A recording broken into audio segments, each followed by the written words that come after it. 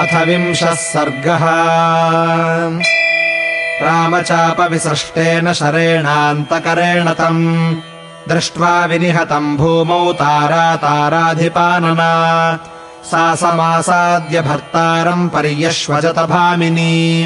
इषुणाभिहतम् दृष्ट्वा वालिनम् कुञ्जरोपमम् वानरम् पर्वतेन्द्राभम् शोकसन्तप्तमानसा तारातरुमिवोन्मूलम् पर्यदेवयतातुरा रणे दारुणविक्रान्तप्रवीरप्लवताम्बरा किमिदानीम् पुरोभागामद्य त्वम् नाभिभाषसे उत्तिष्ठ हरिशार्दूलभजस्व शयनोत्तमम् नैवम् विधास्ये रते हि भूमौ नृपतिसत्तमाः अतीव खलु ते कान्ता वसुधा वसुधाधिपा गतासुरपिताम् गात्रैर्माम् विहाय विषेवसे व्यक्तमद्य त्वया वीरधर्मतः सम्प्रवर्तता किष्किन्धेवपुरी रम्या स्वर्गमार्गे विनिर्मिता यान्यस्माभिस्त्वया सार्धम् वनेषु मधुगन्धिषु विहृतानि त्वया काले तेषामुपरमः कृतः निरानन्दा निराशाहम् निमग्ना शोकसागरे त्वयि पञ्चत्वमापन्ने महायूथपयूथपे हृदयम् सुस्थितम् मह्यम् दृष्ट्वा निपतितम् भुवि यन्न शोकाभिसन्तप्तम् स्फुटतेऽद्य सहस्रधा सुग्रीवस्य त्वया भार्या हृता स च विवासितः यत्तत्तस्य त्वया व्युष्टिः प्राप्तेयम् प्लवगाधिप निःश्रेयसपरामोहात् त्वया चाहम् विगर्हिता यैषा ब्रुवम् हितम् वाक्यम् वानरेन्द्रहितैषिणी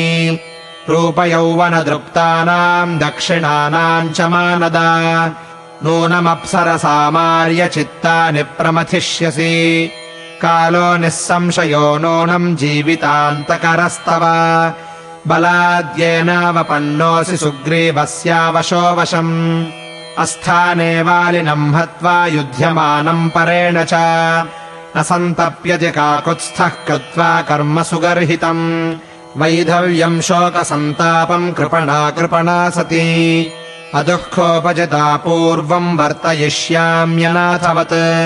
लालितश्चाङ्गदो वीरः सुकुमारः सुखोचितः वत्स्यते कामवस्थाम् मे पितृव्ये क्रोधमूर्च्छिते कुरुष्व पितरम् पुत्र सुदृष्टम् धर्मवत्सलम् दुर्लभम् दर्शनम् तस्य तव वत्स भविष्यति समाश्वासय पुत्रम् त्वम् सन्देशम् सन्दिशस्व मे मूर्ध्नि चैनम् समाघ्राय प्रवासम् प्रस्थितो ह्यसि रामेण हि महत्कर्म कृतम् त्वामभिनिघ्नता आनृण्यम् तु गतम् तस्य सुग्रीवस्य प्रतिश्रवे सकामो भव सुग्रीवरुमान् त्वम् प्रतिपत्स्यसे भुङ्क्ष्व राज्यमनुद्विग्नः शस्तो भ्राता रिपुस्तव किम् मामेवम् प्रलपतीम् प्रियाम् त्वम् नाभिभाषसे इमाः पश्यवरा बह्व्यो भार्यास्ते वानरेश्वर तस्या विलपितम् श्रुत्वा वानर्यः सर्वतश्चताः परिगृह्याङ्गदम् दीना दुःखार्ताः प्रतिचुक्रुषुः किमङ्गदम् साङ्गदवीरबाहो विहाय यातोऽसि चिरम् प्रवासम् न युक्तमेवम् गुणसन्निकृष्टम् विहाय पुत्रम् प्रियचारुवेषम् यद्यप्रियम् किञ्चिदसम्प्रधार्य कृतम् मया स्यात्तव दीर्घबाहो क्षमस्व मे तद्धरिवंशनाथ व्रजामि मूर्ध्ना तव वीरपादौ तथा तु तारा करुणम् रुदन्ती भर्तुः समीपे सह वानरीभिः यवस्यत प्रायमनिन्द्यवर्णा उपोपवेष्टुम् भुवि यत्र वाली इत्यार्षे श्रीमद् रामायणे वाल्मीकीये आदिकाव्ये किष्किन्धाकाण्डे 20 सर्गः।